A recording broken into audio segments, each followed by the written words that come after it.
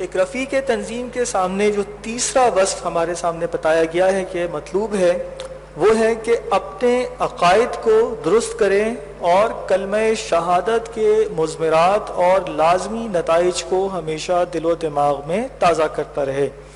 اس کے لیے تعارف تنظیم جو کتابچہ ہے اس کے صفحات 66 تا 75 کا گاہ بگاہ مطالعہ ضروری ہے۔ تو نوید بھائی سے گزارش ہے کہ ایک تو اس کی تھوڑی وضاحت فرما دیں کہ مضمرات سے کیا مراد ہے، اور قرآن کی روشنی میں، قرآن حکیم کی روشنی میں ہمیں اس وقت میں کیا رہنمائی ملتی ہے۔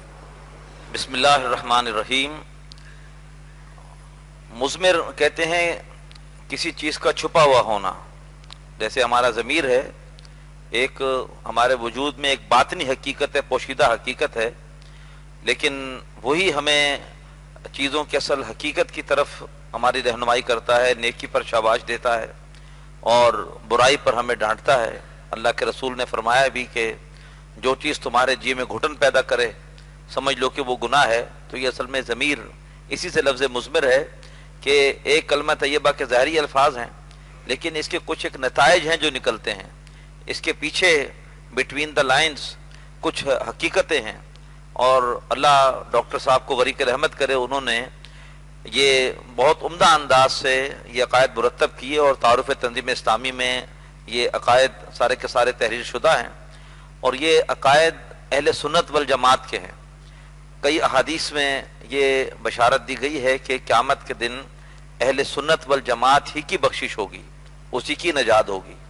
لہٰذا اللہ تعالی ہمیں اس جماعت سے جڑے رہنے کی توفیق عطا فرمائے۔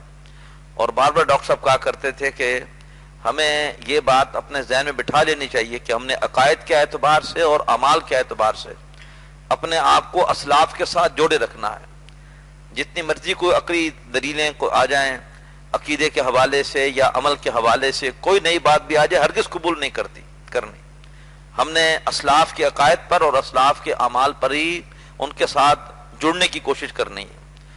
عقائد کے حوالے سے نوٹ کے لیے سب سے اہم ترین عقیدہ وہ توحید کا عقیدہ یا شرک کی نفی ہے۔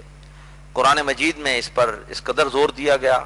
ان اللہ لا یغفر ان یشرک بہ ویغفر ما دون ذلک لمن یشاء،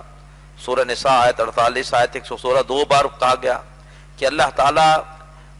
اس کو تو معاف نہیں کرے گا اس کے ساتھ کسی کو شریک کیا جائے، اس کے علاوہ جس گناہ کو اللہ چاہے گا معاف کر دے گا۔ اسی سورہ نساء میں آیت نمبر 136 میں پھر تمام عقائد کی پوری فہرست ہے کہ ہمیں کن کن چیزوں پر ایمان رکھنا چاہیے۔ یا ایھا الذین آمنوا آمنوا باللہ ورسولہ والکتاب الذی نزل علی رسولہ والکتاب الذی انزل من قبل ومن یکفر باللہ وملائکتہ وکتبہ ورسلہ والیوم الآخر فقد ضل ضلالا بعیدا۔ تو عقیدہ توحید، عقیدہ رسالت، عقیدہ آخرت اور فرشتوں پر ایمان، کتابوں پر ایمان، یہ سب آ گئے۔ پھر خاص طور پر ایمان بالرسالت کے حوالے سے اسی سورہ نساء میں بڑی سخت آیت ہے کہ ان الذین یکفرون باللہ ورسلہ ویریدون ان یفرقوا بین اللہ ورسلہ ویقولون نؤمن ببعض ونکفر ببعض ویریدون ان یتخذوا بین ذلک سبیلا اولئک هم الکافرون حقا۔ جو لوگ چاہتے ہیں اللہ اس کے رسول کے درمیان تفریق کر دیں، چاہتے ہیں ہم کہتے ہیں کچھ کو مانیں گے کچھ کو نہیں مانیں گے، ہم کچھ رسولوں کو مانیں گے کچھ کو نہیں مانیں گے، فرمایا کہ یہ لوگ پکے کافر ہیں اور ہم نے ان کے لیے ذلت والا عذاب تیار کر رکھا ہے۔ تو تمام رسولوں پر ایمان لانا ہے، لا نفرق بین احد منہم۔ اسی طرح سے ایمان بالآخرت، یہ تو قرآن مجید کے ہر صفحے پر ہے، اور آخرت کے حوالے سے جتنے چور دروازے ہیں اس روز بخشش کے، اللہ نے کیٹیگوریکلی سب کی نفی کی ہے۔ سورہ بقرہ آیت نمبر 254 میں ہے کہ یا ایھا الذین آمنوا انفقوا مما رزقناکم من قبل ان یاتی یوم لا بیع فیہ ولا خلۃ ولا شفاعہ۔ اے لوگوں جو ایمان لائے ہو، اللہ کی راہ میں خرچ کرو اس رزق میں سے جو کہ ہم نے تمہیں دیا ہے،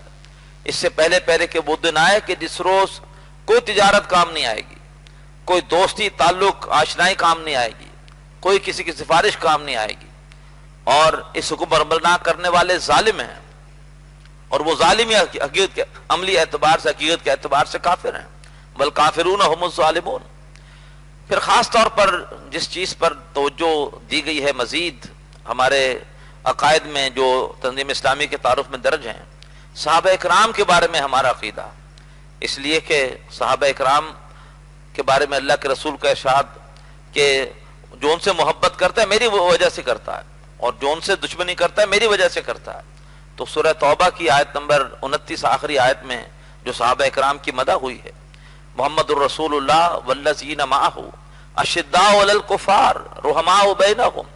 تراہم رکعا سجدا یبتغون فضلا من اللہ ورضوانا